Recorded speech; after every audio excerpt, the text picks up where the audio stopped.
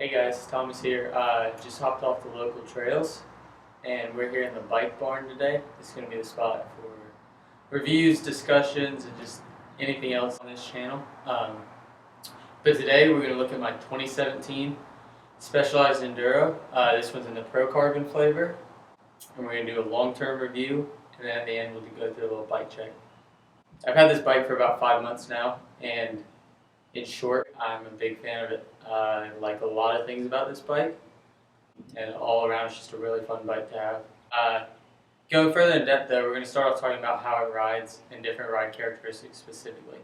We'll talk later about some of the specific components for this build, but I think it's important to just talk about the ride characteristics to start so you can get a feel for any of the Enduro models, no matter what build you're looking at.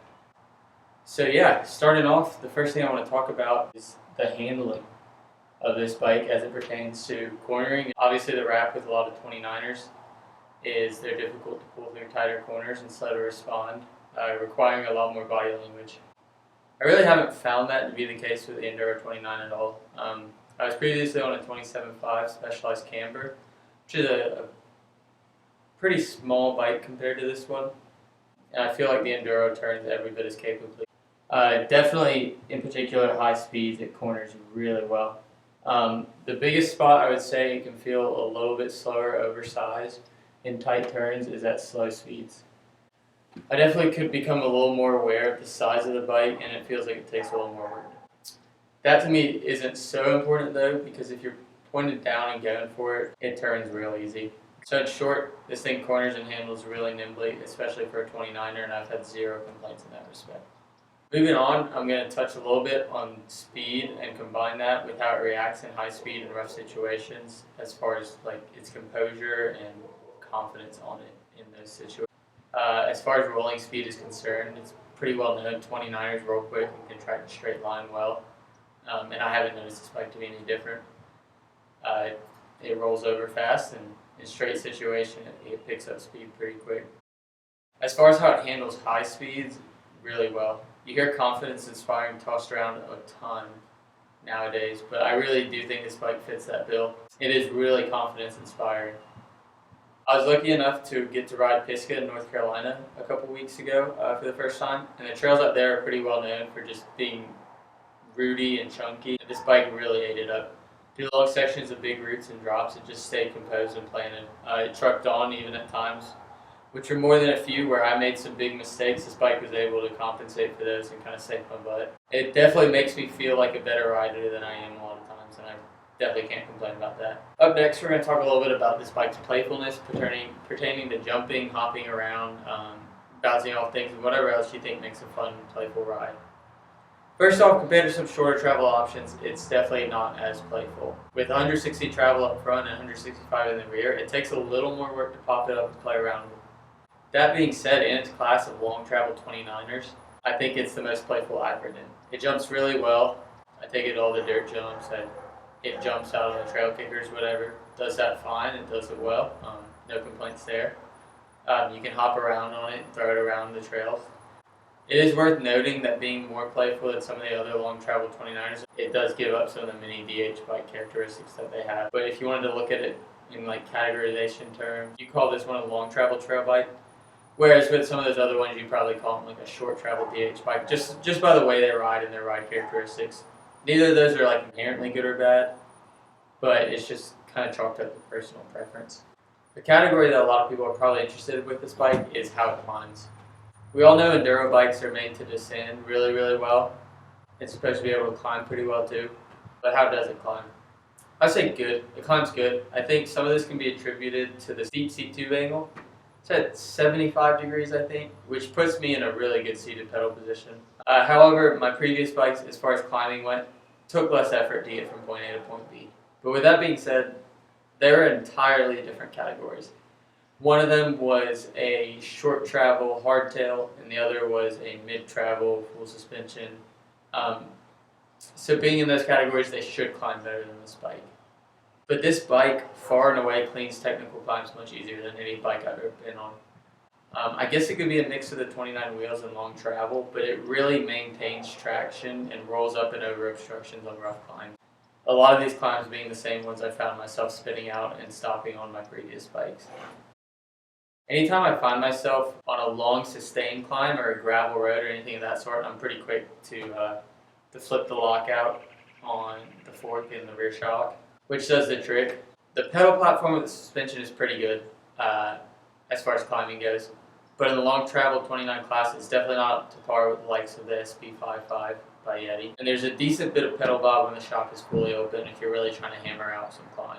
With all that being said though, this bike does climb really well for how long of a travel and big of a bike it is. This bike gets you to the top, and it does so with very few complaints. As far as descending goes, this bike is great. I haven't been mountain biking for incredibly long, a little over 2 years, but this is the best descending bike I've ridden as far as trail bikes are concerned.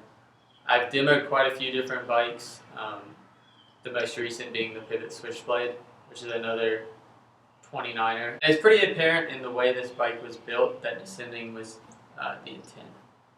It's got 160 in the front, 165 in the rear. It's got a pretty long wheelbase and a 66-degree head angle, which for a 29er is pretty dang slack. And with all those coming together, it really just descends great, especially when the downhill is rough and technical. It just trucks through rocks, roots, and drops for the most part, seemingly unfazed. And like I said before, I've made some really bad line choices on this thing, or just rammed right into rocks on descents, and it's saved my butt. It's been able to just truck through them and make up for my mistakes on a lot of those situations. I definitely won't go as far to say or claim that it descends like or better than a downhill bike, because it doesn't, because it's more of an all-arounder. But it descends dang well, and I have absolutely no complaints. So we've talked about the ride and how that feels. So what I want to touch on a little bit now is the fit in the frame. A thing I looked at a lot before buying this bike was what size frame I wanted. I'm 6'1", so I'm kind of in between, and I always have to try and figure out what frame best fits me. So I ended up going with the large, and for the most part, it's been a good fit. One thing I did to adjust a little bit, I didn't like how low the stack was. I didn't like being kind of down on it. I wanted to sit back in it a little more. So I threw some riser bars on here, and then I'm running all the spacers under the stem, which is put in a good height for me. I like the height that it's at. The reach, I haven't had any issues. It's at a fairly conservative, or middle of the pack, 450 millimeters for a size large.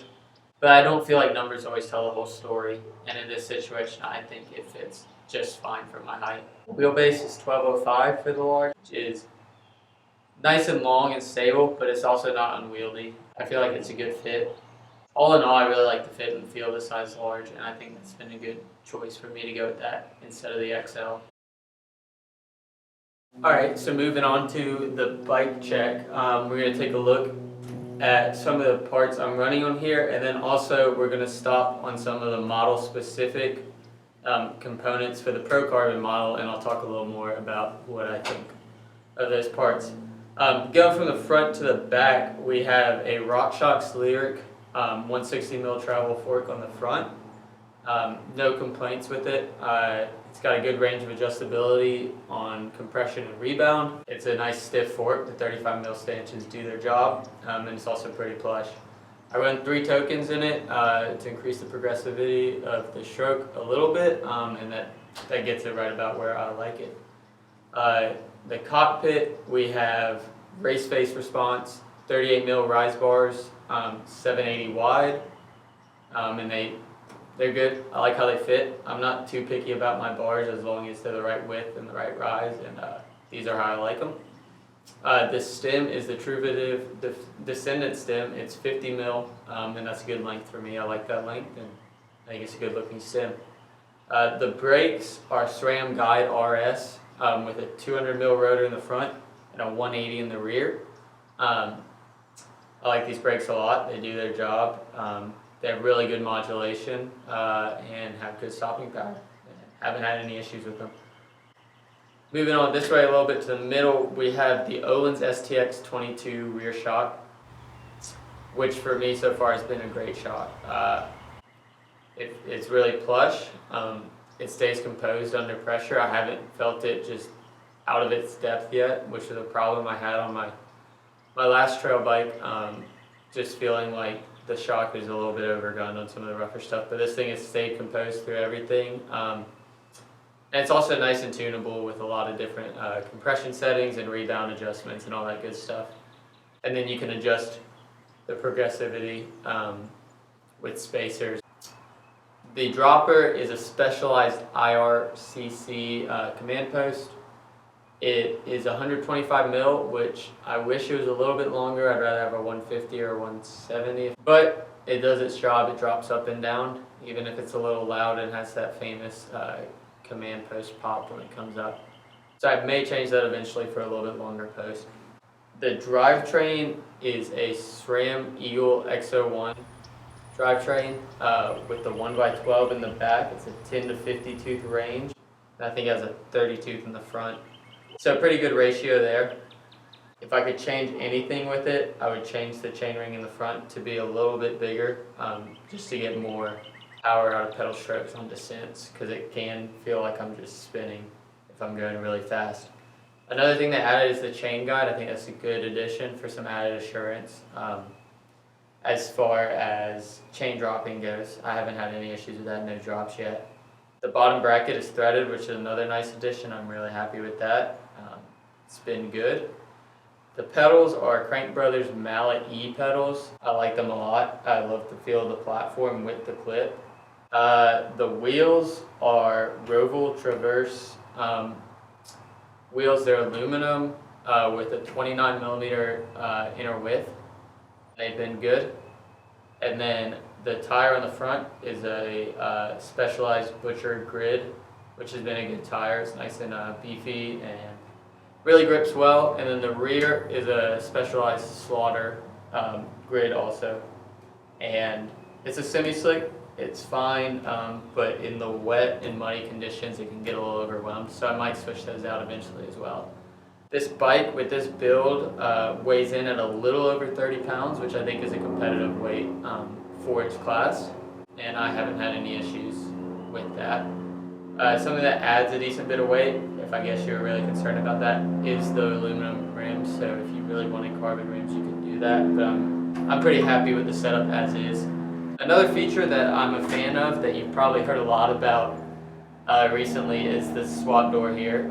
It's a pretty cool little compartment that you can just pop open. I have a tube and some tire levers in there. And then I also appreciate this multi-tool on the bottom of the bottle cage. It's really nice that that's just attached there. Helps for not having to ride with the pack, which I really don't like doing much. This colorway on the frame is the rocket red and baby blue, which is funny that it's named that, because I'd say this is more white and this is a little bit more of an orange, but I still think it's a really good looking colorway, and I'm a big fan of the way this bike looks. I think that's all I got. That's my bike check. That's been my long-term review. If you guys have any questions, leave them in the comments and I'd love to answer them and get back as soon as I can. This has been Thomas with Trail Chaser MTB. Don't forget to subscribe for more follow cams, trail videos, reviews, and discussions. Thanks, guys.